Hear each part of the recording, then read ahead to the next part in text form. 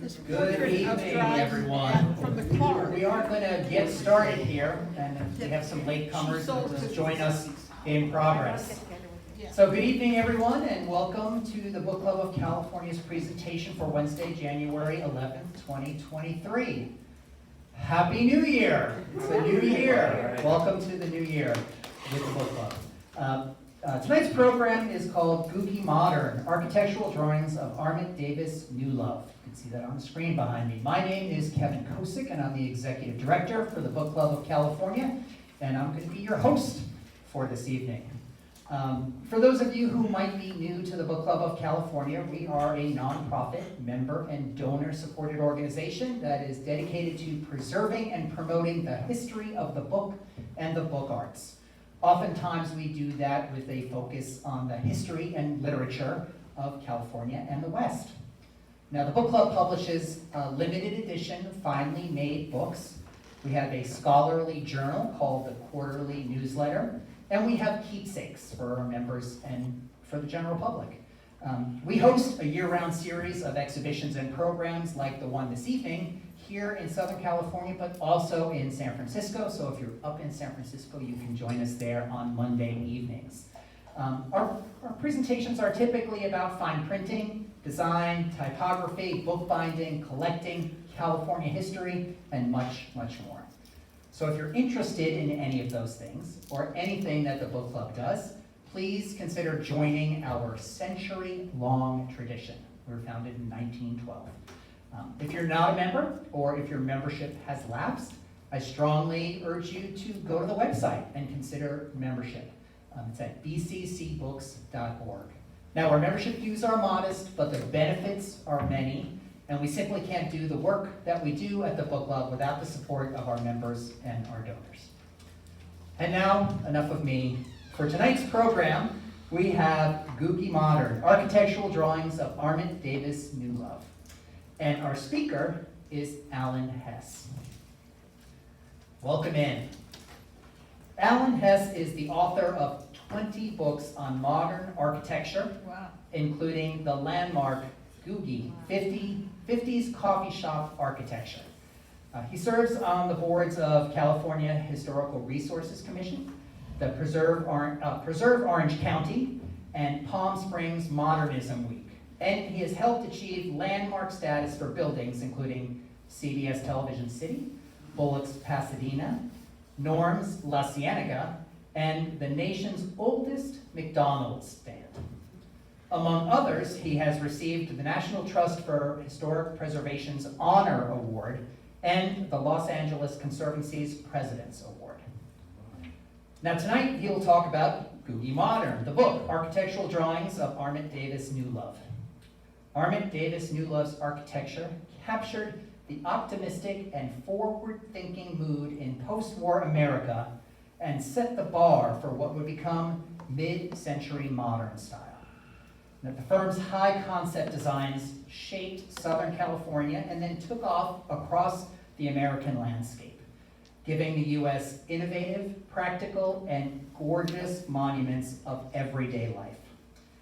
Googie Modern is itself, the book is itself a monument to the excitement and optimism that once lined the streets of mid-century America, and we are hoping to have books here if you are interested in getting the book shortly. They're on their way. And now please welcome to the podium our speaker, Alan Hess.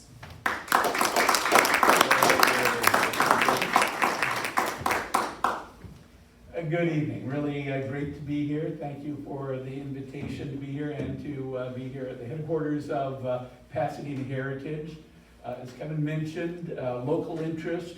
I did write the National Register nomination for Bullock's Pasadena under for the Pasadena Heritage, and also the Edward Durrell Stone Stewart Pharmaceutical Building out here as well. So Pasadena Heritage has just done a great job of promoting the architecture of this area as well. I'm also a native.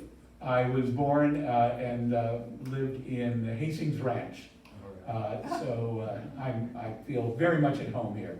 And we would go to the Bob's Big Boy on Colorado Boulevard by the college as well. I remember that when I was 4 years old. However, let's talk about the book.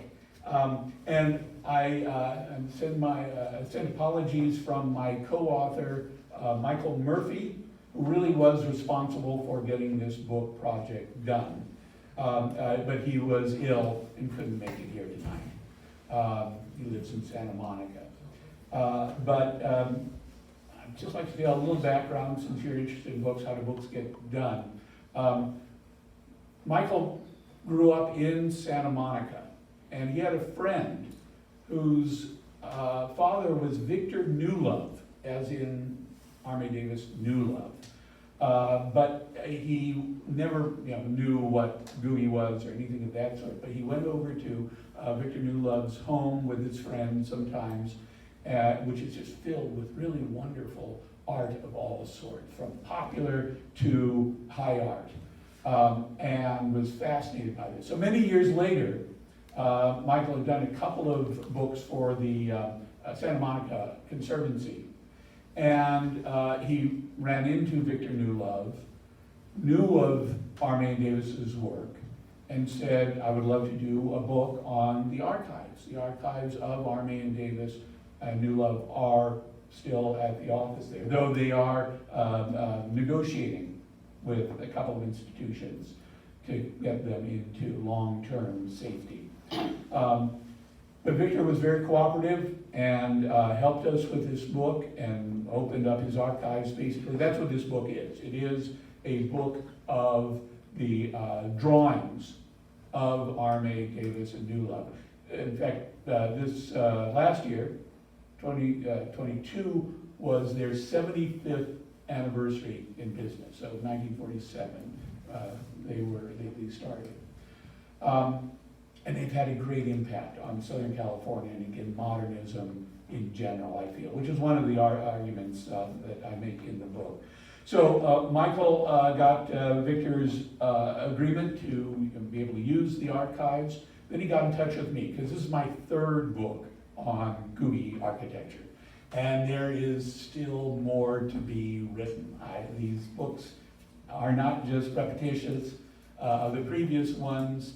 There's a whole area which had been neglected for so long. This popular architecture, which developed here in Southern California, goes back to the 20s and 30s in its roots, but then after World War II, Googie architecture started to be built for the roadside, for the suburbs that were being built here in the San Gabriel Valley, down in Orange County, San Fernando Valley, all over Southern California, San Diego as well. And it is distinctive. It could only have been built here, only have been invented here, because of the interest in the automobile, the new suburbs, the population coming in, and so forth. So that was the real roots. It's part of Southern California. And because it was part of Southern California, it never got the critical attention that I feel it deserves, again, which is part of my text in this book. Esther McCoy, the great historian, critic, writer of Southern California architecture, who really brought Richard Neutra and Rudolf Schindler to the fore. Schindler in particular was forgotten when he died in, I think it was 1953. And it wasn't until Esther McCoy wrote the book, 5 California Architects, that included Schindler, that people outside of Southern California suddenly said, this guy's pretty good. And now he is a virtual saint in terms of architectural modernism as well. But it took a book to really bring to the attention of the architecture community, history in general, of Schindler's importance. And that's why I said, this book doesn't repeat my previous books. There's new information. There's still quite a lot out there. And I always encourage young historians who are passionate about some aspect, some architect, some type of building to, continue with your research, get it published, because we need to know about it. That to me, with all my books, I feel is just a really important mission. And thank goodness there are still books. Thank goodness there is your organization, which still keeps them alive as well. So anyway, that's enough introduction, I suppose. So Michael got in touch with me, and I, of course, had to agree to write about it. I had plenty more to say about Googie at that point.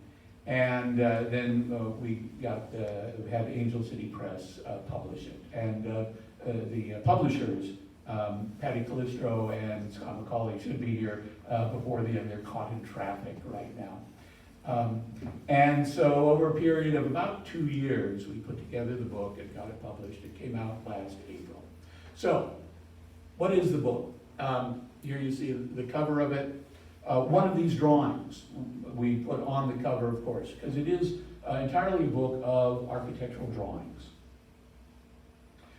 And getting those drawings from the archives, the rolled construction documents and so forth of Armet Davis into the book was quite a process.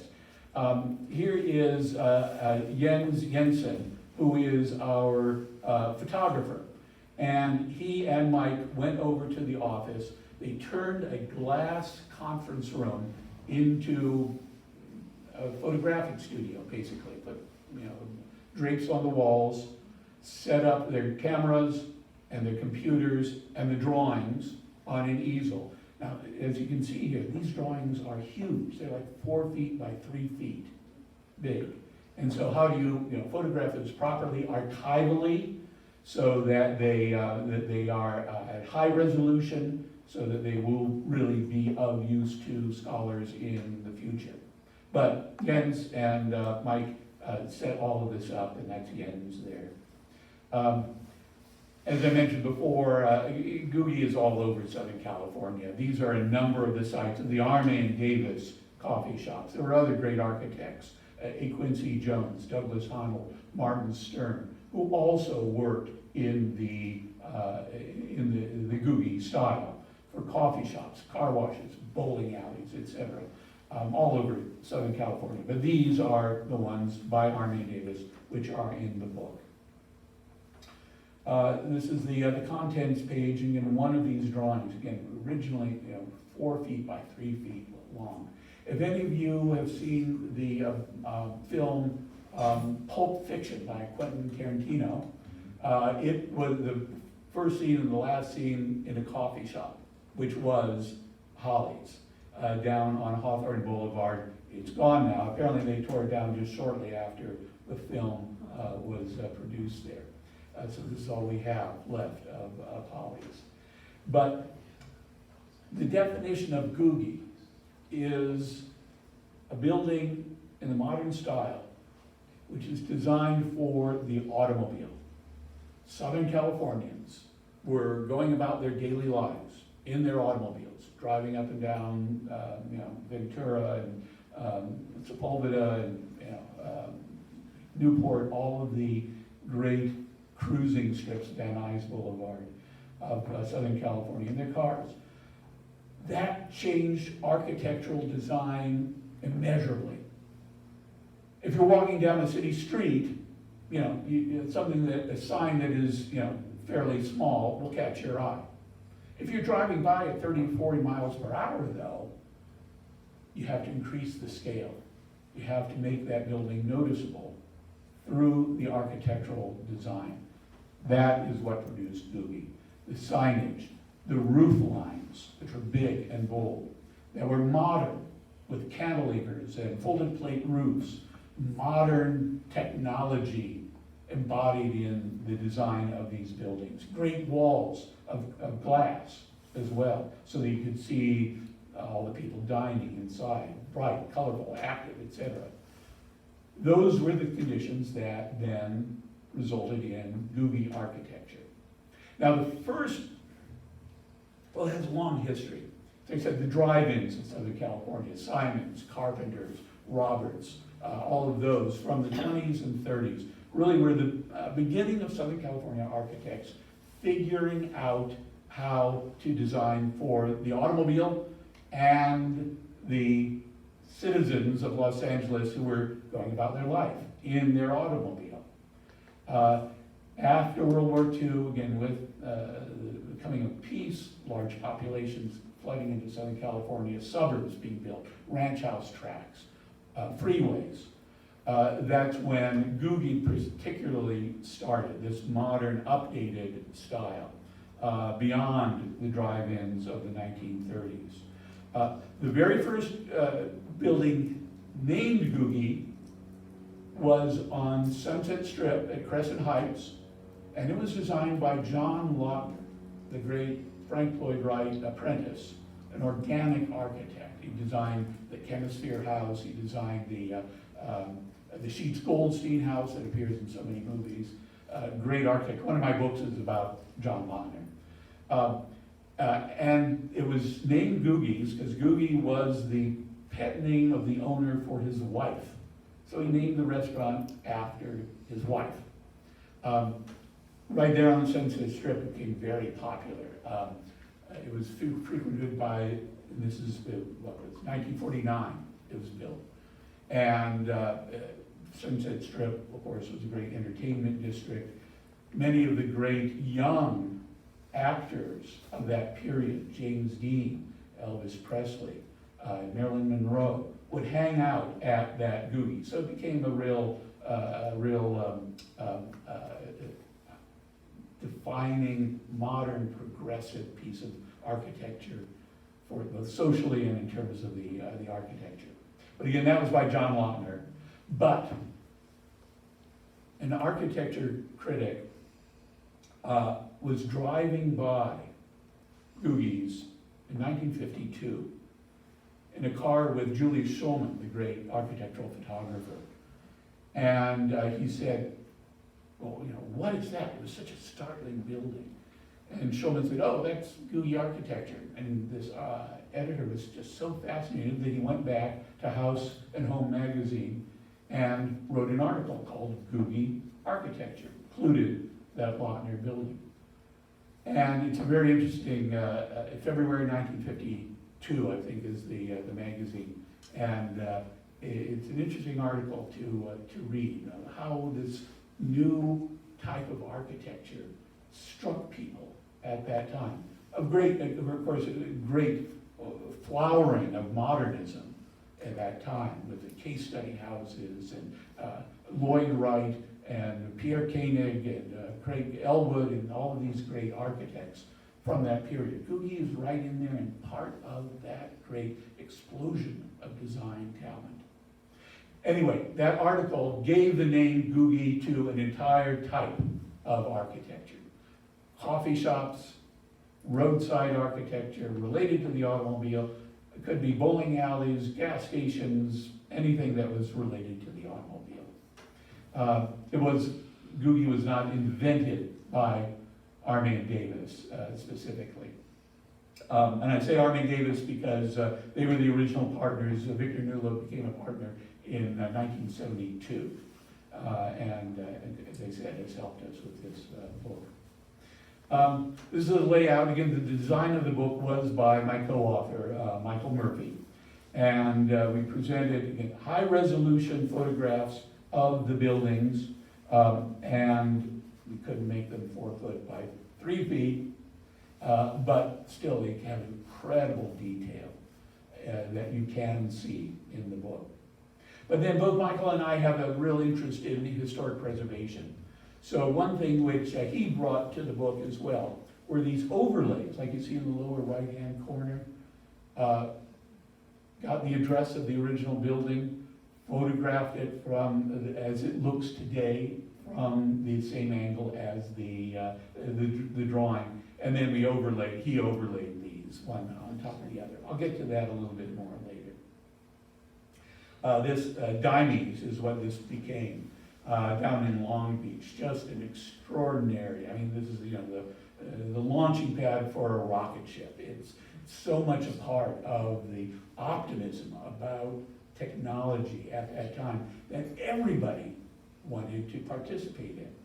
And that was an important part of Googie architecture. I mean, we think of modern architecture in Southern California as these beautiful homes, you know, in the Hollywood Hills, looking out over a sea of lights at night, and the case study houses, thin steel constructions, flat roofs, a lot of glass, modern living. But not everybody could afford to have somebody build one of the case study houses or a modern building for themselves. Googie architecture brought modernism to the masses. For the price of a cup of coffee and a piece of pie, anybody could participate in the sense of the future, sense of modern design, of what the future could bring because of the benefits of modern technology. Again, this was just after World War II, so you had atomic energy, we had jet energy, we had radar, we had all of these innovations which had just suddenly come up on the scene because of the war. And the promise after the war, after the hard-fought sacrifice of the war, was that a better world could come about. And it could be for everyone. And really, it was Googie architecture which made that really accessible to everyone. The witch stand. This, you may know of this, it's on Slauson and Overhill, the Baldwin Hills area. This is an early design sketch because besides these large drawings, which were client presentation drawings to convince the client that they really should build this, besides that, this book includes a number of design development sketches by Armet Davis. Again, to me, this was a really critical part of this book. People, well-known critics, especially back east, thought these were just, exaggerated methods, just rip-offs of Frank Lloyd Wright or Eros Saarinen, and there wasn't any real thought into this. It was just exaggerated, cartoonish, and so that's why they never wrote about it. And Googie architecture was ignored.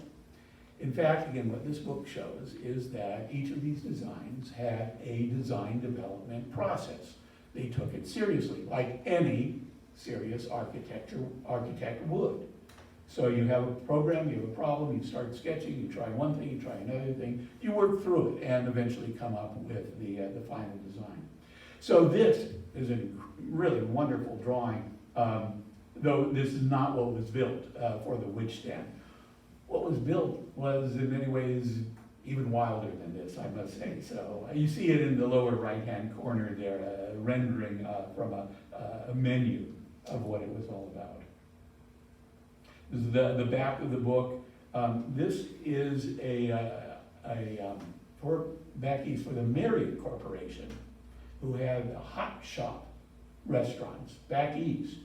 And they hired Armet Davis in the early 1960s to design a series of, they were basically fast food walk-up stand, much like a McDonald's. But again, you can see it needed to have a roof, it needed to draw your attention, it needed to have this modern imagery. And we have a wonderful series, I think there are 6 or 7 of these different proposals for those hot shop restaurants.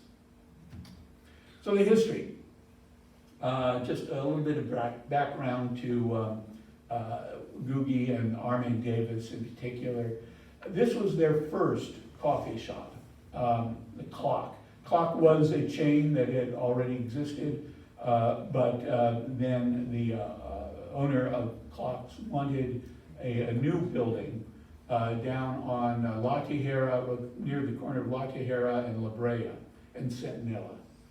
And this is 1951, very beginning. They'd not done a coffee shop before, but you can already see the elements that they were working with.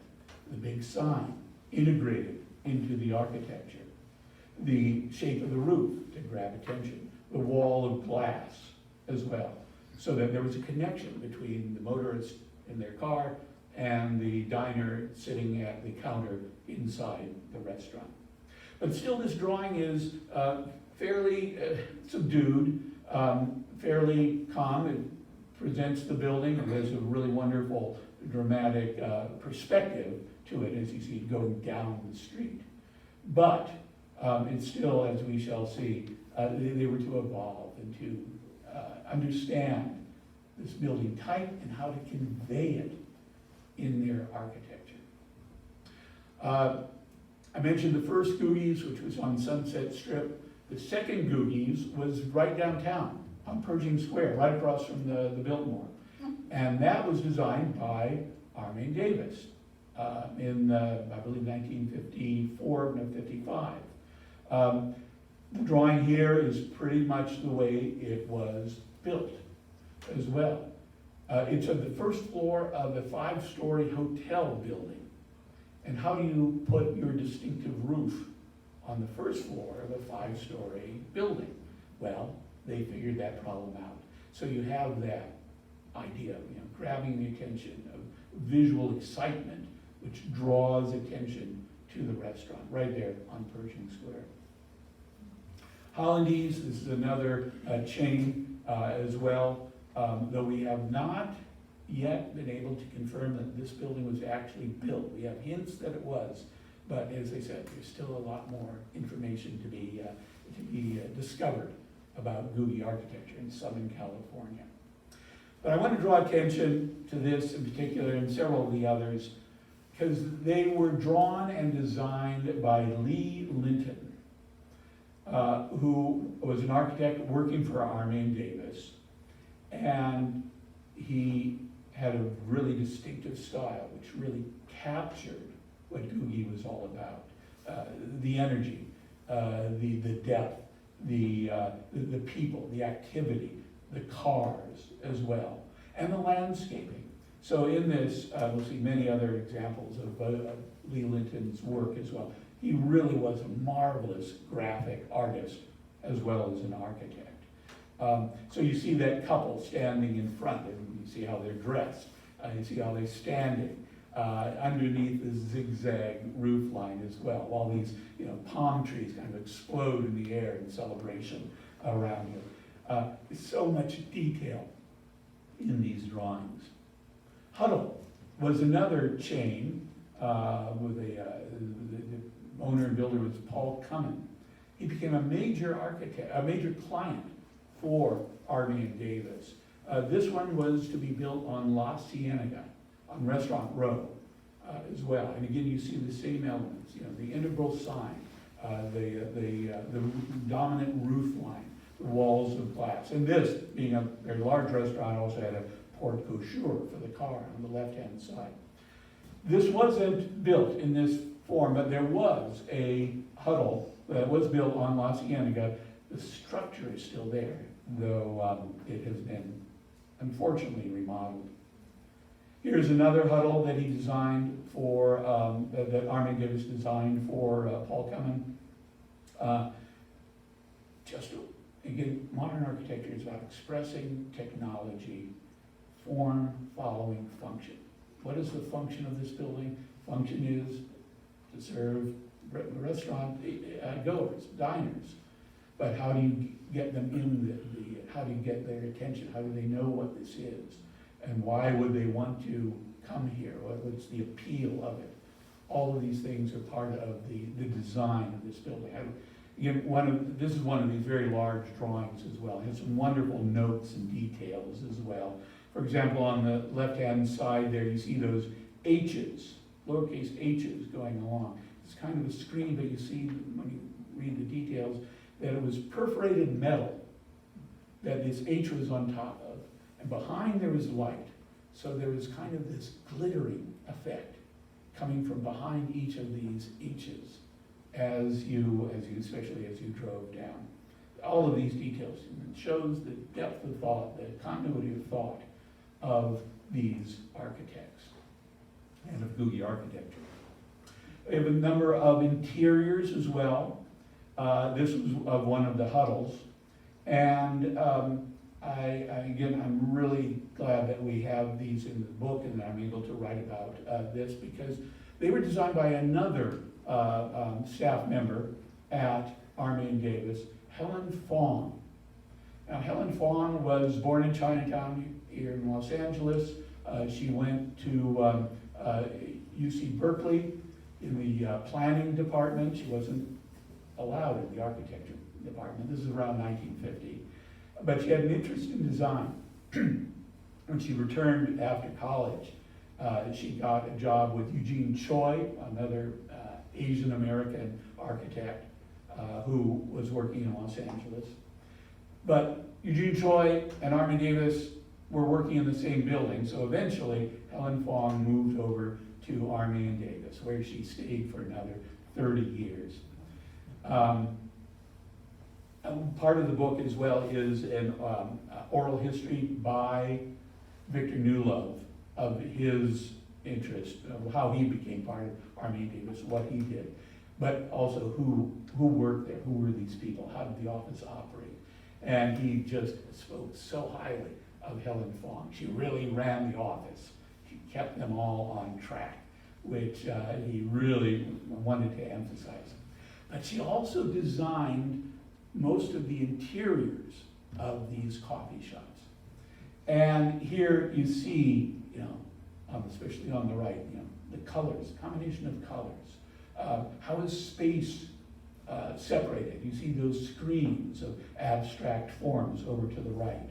You have these banquettes which create comfortable areas and other artwork and so forth.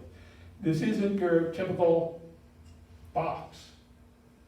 This is a flowing, angular space. And Helen Fong really knew how to make wonderful spaces for public places like a restaurant. I'm going to mention this again a little bit. This was a this was another huddle, which was never built. On the right-hand side, you see this glass which protrudes from the A-frame as well. How they would have detailed that, I don't really know.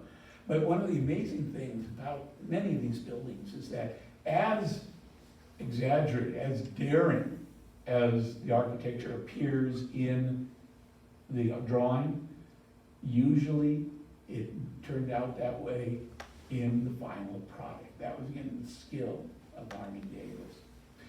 This one you may know. This became Johnny's at the corner of Wilshire and Fairfax. Again, one of those buildings. In the drawing, it looks, how could a building like that really have that sense of floating and flying even, which was so much a part of that period. Well, of course, it was because Armet Davis could, through their understanding of architecture, create the cantilevers, the open spaces, and so forth, to give that effect.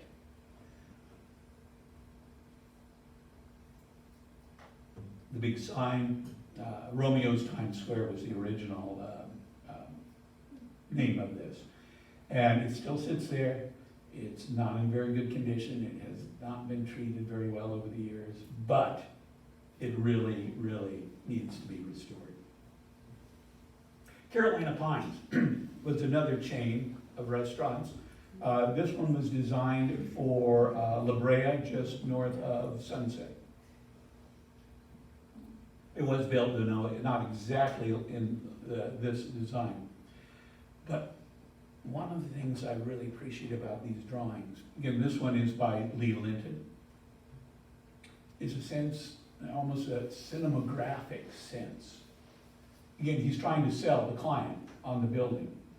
So in a very, movie-like way, he has an establishing shot. You see the whole restaurant, you see it disappearing down to the right-hand side, down the commercial strip. But then you see the characters, people walking in, walking out as well, so that you are immediately brought in as a person into the drawing. And then you can actually, because of the size and the detail of this, walk up to the front door, open it, walk in, find a seat at the counter. all in one two-dimensional drawing, which I think is really spectacular and really says a lot about Lee Linton's graphic abilities, but also about Hollywood and Los Angeles. This is a piece of movie making and the sense of excitement, movement, energy, all of these things the drawings can convey. Another Carolina Pines, this was also built on Vermont near Wilshire, now gone. Another Carolina Pines, this is actually what was built at La Brea near and Sunset, as a matter of fact, as well. Look at that sign, the big hourglass sign. Look at the way that the lettering is just kind of sprawled over it, just kind of like thrown up there. It doesn't even fit completely on it. It has to lap over the side. That sense of energy that comes through with these designs is part of what Googie architecture is all about. Also notice the outdoor seating right there on La Brea as well. It's part of Southern California life. Now everybody knows norms, I'm sure. These are two studies for norms at the beginning. The norms we know now look nothing like this, but they were working through the ideas. What do you do with the sign? What do you do with the roof line? How about the glass? Where do you enter? What about the automobile? And these are just part of the design development of those ideas. This is the norms prototype, which was finally built in 1955 and which we still see today. I wrote the National Register nomination for the norms, not the National Register, the Los Angeles Historic Cultural Monument nomination for the norms on La Cienega. Another type of norms, another design. And again, another interior, this one by Lee Linton for Truman's, which was down in Westwood. A couple of different ideas, one a more strictly modern and the other kind of a Mayan interior. Armet Davis also had a group of artists. Many of them were fine artists who didn't make that much money, so they would do commercial work as well. And they would have ornamental elements, screens, door handles, murals, and Armet Davis had a stable of these artists that they would hire, excuse me, that they would hire to perform, to create all of these individual pieces of art. Two of them were a husband and wife team, Betsy Werner and Hans Werner and Betsy Hudson, I think it is. And they worked together. And again, Helen Fong and Eldon Davis, Louis Armet would meet with them and work with them to integrate this artwork into their architecture. This is my very favorite drawing in the whole book, I have to say. This is by Lee Linton. It's a freehand drawing. And you see all of the energy of this design type, of the modern era conveyed in this single drawing. Bob's Big Boys were another. Bob Wine, who was the original Bob, originally had Wayne McAllister design his coffee shops, like the one on Riverside in Burbank as well, from 1949, another Los Angeles Historic Cultural Monument. But in the early 1960s, Bob Wine asked Armet Davis to design a prototype building, which wasn't this one, wasn't really quite this one. He was franchising by region. So this was Azar's Big Boy back in the Indiana area. Texas had another franchise. Michigan had another franchise. And Armet Davis fortunately got to design the prototypes that those franchisees of Big Boy would design. Again, this is a Dimes, again, one of these cinematographic drawings, just enormous and just draws you into it. Modern architecture had to figure out how to convey their buildings.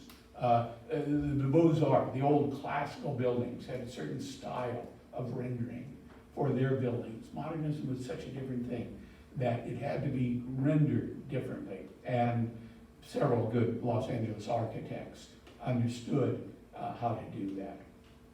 A casino, this is the interior of a casino for Las Vegas that they designed. They designed bowling alleys, they designed shopping centers, offices, doctors' offices, churches as well. But this was, getting back to Bob Wyan, this was the prototype design for Bob Wyan, for the Bob's Big Boys from 1964. And you'll still see a number of these buildings, no longer Bob's Big Boys, but they still are around the Southland. Now this one is particularly interesting because it was built in 1958. Welcome, good to see you. This was Stanley Burke's out on Van Nuys Boulevard. And I am right at the moment consulting on the restoration of this building. It has not been treated that well through the years. It's been added on to, but it is going to be restored and rehabilitated and reopened as a restaurant in 2024, if you keep your fingers crossed for me. But it is a great example of Armet Davis. You see the big roof line, this catenary curve as well, very great engineering standpoint type of building, type of engineering. Where is this one? This is on Van Nuys Boulevard at Hesby in Sherman Oaks. Oh. And then you have these spider legs, the thin I-beam spider legs kind of holding up the roof, the wall of glass. And the interior of this again was designed by Helen Fong. And it was completely remodeled in 1981. And in part of the restoration, we're returning it to its original 1958 design. And we got to go in and rip sheetrock off the walls and pull up old, dirty, nasty carpeting and tear down the acoustic tile ceiling. And we discovered the original space, which was one of the most exciting modern interiors that I have ever seen. It has this curving ceiling because of the curving roof. It has a clear story window on the north side, bringing in natural light. All of this had been hidden for 40 years by a bad remodeling. And we're going to be able to restore it to the original character of Helen Fong's design. The materials, the colors, the textures of, she had concrete block here, she had terrazzo there, but it all blends together. Here is again from the back of our book, one of these hot shops by for the Marriott Corporation back east. I don't know if these were actually built. We haven't found any proof of that. But if you know the A&W root beer stands, Yes. it probably at least had an influence. Denny's also was a client of Armet Davis, originally Danny's. And this was the original one again here in Southern California. And actually this wasn't the original, but it was one of the early ones. And there was a restaurant chain called Coffee Dan's. And they called up the head of the Danny's restaurants and said, you cannot use the name Dan or Danny. So they changed one name, or one letter, and it became Denny's, which it still is today. Here is the prototype design, which has been spread all across the country. Googie was started here in Southern California, but of course, it spread nationwide. And this boomerang roof held aloft on this pillar of native stone as well. This is one of the major concepts architecturally of Googie. It mated the interest of organic American modern architecture, Frank Lloyd Wright, interest in nature, natural materials, the earth, with modern technology, this great cantilever roof line on top. There they are, balanced together in one piece of architecture. That's a basic motif that you'll see repeated in the Armet Davis buildings. One of these that you see down at the bottom there is one of these Denny's restaurants, but it is combined with a motel. This one is in Auburn. There's another one, it's the Ace Hotel in Palm Springs, if you're ever there. Again, a combination coffee shop and motel. And this later prototype for Denny's, which actually was designed by Victor Newlove and Helen Fong. Lions, a chain up in Northern California. This one I love, Taco Sombrero. Now, I see this as a tip of the hat recognition of Southern California's roadside history. We all know the Brown Derby. One of the great pieces of Southern California architecture. Again, designed for the automobile. You know, you see a giant hat on the road, you're gonna stop and find out what it is. Here, it's updated to a sombrero. And at an earlier talk that I gave last year, a webinar, I believe, I got a message from a person involved with the Albuquerque, New Mexico Historic Preservation Group. And they said, the Taco Sombrero is still standing there in Albuquerque. She sent us some pictures. So I was really glad to hear that. Now, to kind of wrap up, one of the purposes of our book is to be a critique of the city landscape today. What is the state of ordinary, everyday commercial buildings that everybody uses and they go about their daily life? And so, as I said, Mike Murphy had the idea and worked with Jens Lucking to photograph many of these sites from the perspective of the original drawings, and then we overlay them as well. And in my opinion, we've lost something. We don't have the sense of honor or respect for ordinary everyday buildings as you're going about your life. They've become a commercial product. I mean, really simple materials, forms, etc., and repetitive over and over and over. And so this invention that we had here in Southern California of Googie coffee shops has been lost. Though not, it doesn't have to remain lost forever. This is the Googie's downtown on Pershing Square. There's a high-rise office building by a very renowned architect, Skidmore, Owings and Merrill. And back when I wrote my first book on Googies, I wrote them. I was still doing a lot of research, and I wrote them saying, you have a historic piece of architecture on your site in this Googie's coffee shop. And wouldn't it be great if you could integrate that into your brand new building?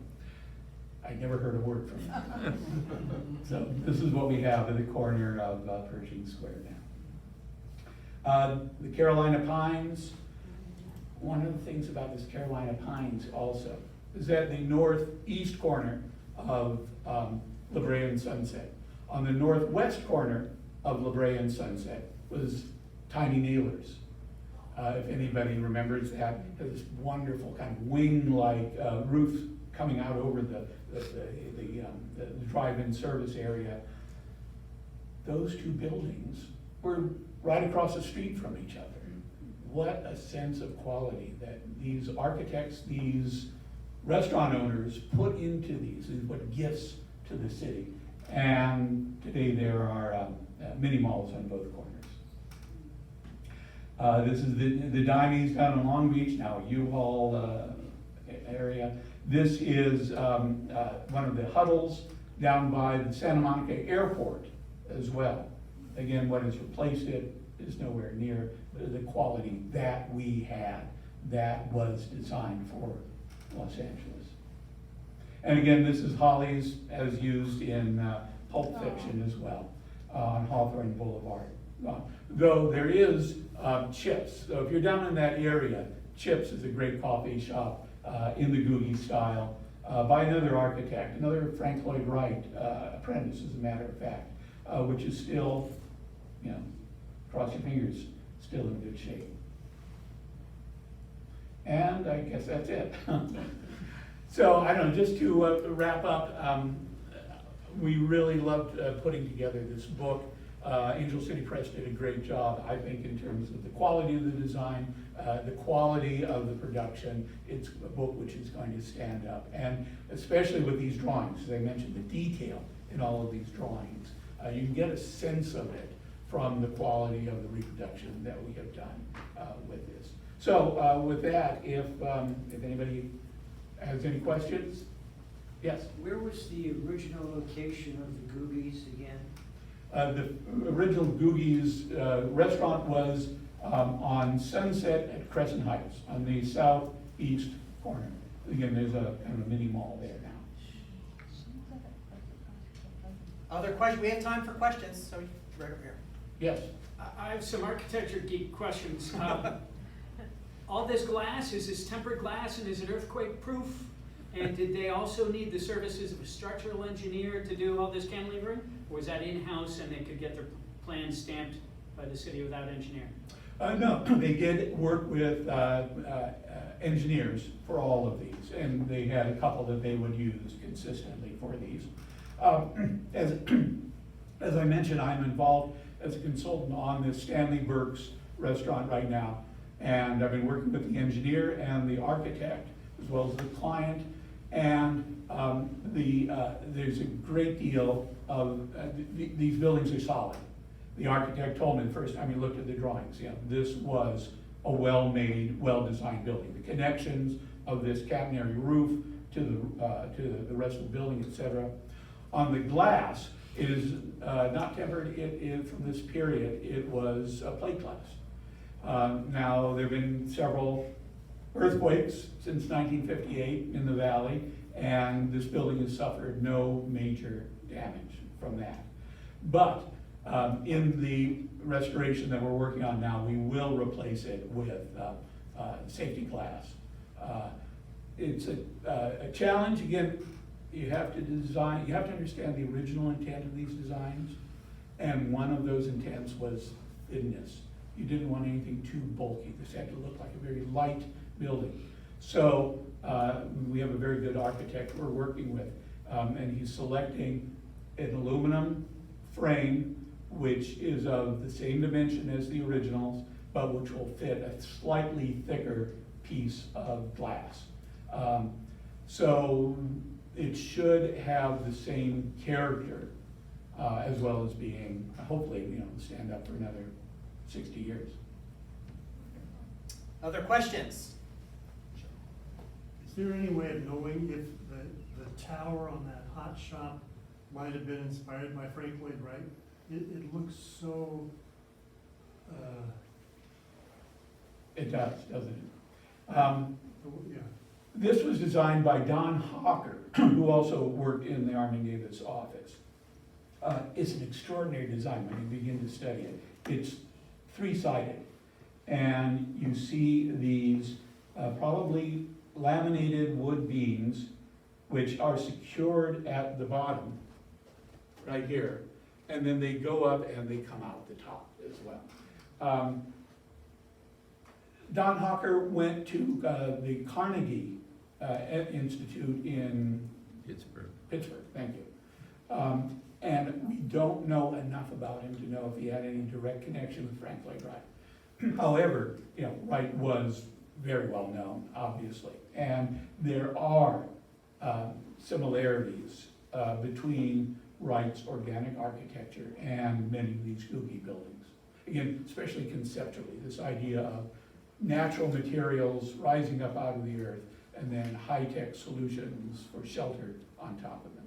So yeah, Wright, you can't ignore Wright. And also, was there a relatively small group of people at Armet Davis who designed the signage, the font? A good question, because I've just been researching this. You look through this book, almost every font for every sign is different. And they designed the signs to be integrated into the whole architecture of the building. So, yeah, the signs were designed by the architects in Armet Davis' office. You had a question? I wasn't here at the beginning, and maybe you covered this, but when this style of architecture was at its peak, was it called Googie then, or is that more recent nomenclature? It was called Googie from the early 1950s. As I mentioned, but I'll catch you up. In 1952, an editor of House and Home magazine was driving around Los Angeles with Julius Shulman, the great photographer. And they passed that original Googies by John Lochner. And the editor was so taken by it that he went back and wrote an article in House and Home magazine, which was a major architectural professional publication.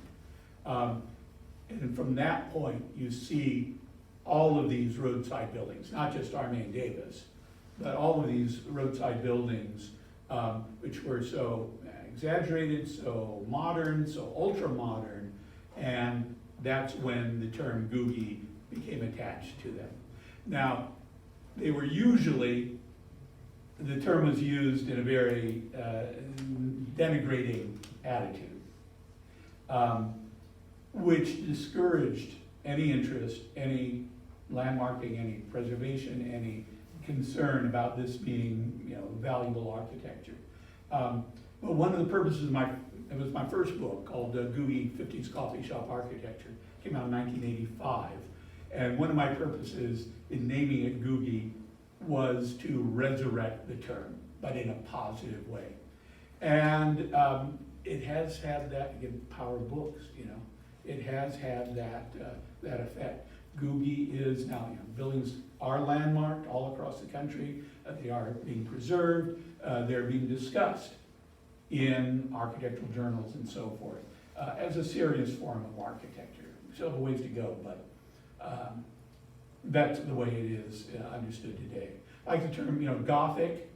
The Gothic architecture was named after the Goths, who were, the people coming in from the north and destroying civilization. Today, it's a fairly acceptable term, though, so I'm hoping the same thing can happen with Googie. Any other questions? Oh, we have more questions. We'll go in the back and then we'll move our way forward. I just want you to help me win a bet. Okay, I've heard all night you've been calling it Googie, but I've also heard it called Googie. Is that so wrong? Yes. Thank you, then I just won the bet. Great. Yeah, and I interviewed John Lochner, who was the original architect of that original Googie's restaurant, and he called it Googie's. Good. Good. Spread the truth. Yes. Story aside, friend was walking in the south of France along the beach in the Mediterranean. He's talking with his buddy back in the 60s, and they're happened to be talking about Los Angeles, where they came from, Sierra Madre. And this guy jumps up from where he is and goes over at a quick pace and says, "So you're from Los Angeles?" And they say, "Yes." And he says, "Is that gigantic donut still over that coffee shop on the way to the airport?" And they said, "Yes, it is." And he said, "Good, good." And the guy had a really long, funny mustache, and it was Salvador Dali. He would appreciate it. Yes. Yes. And there's a Randy's in Pasadena now. With donut? Randy's Donuts. With the donut on top? They had a small one on a rolling street, but it was stolen by another Randy's that had just opened. Yes. Yes. We'll take one last question over here. Yes, the city of Palm Springs is known for its modernist homes. As far as its public buildings, shops, retail, and all that, is there a lot of Googie in that town? Or I've only passed through on the freeway, I've never really gone into the town. Not a lot, but it's definitely present. Okay. Yeah, there is this Denny's on South 111, south side of town, which has the Ace Motel connected to it. That's in Armet Davis. And then, one of the very best examples of Googie ever built was in Palm Springs. Unfortunately, no longer there. It was called The Springs, and again, it was on South 111. It was designed by William Cody, who was one of the great Palm Springs modernist architects. And it was, an extraordinary example of how you get these, interesting flowing interior spaces, the roof line using, engineering principles that are, pushing things to the limit, all of that. There's another Armet Davis motel on the north side, North Palm Canyon. So there are some examples, in Palm Springs. And as we said earlier, we do have, the books are here. They're in the back. If you're interested, I have a copy up here, which I'll bring back there as well. But we're going to close this program out, and thank you all for coming. Big round of applause for our speaker.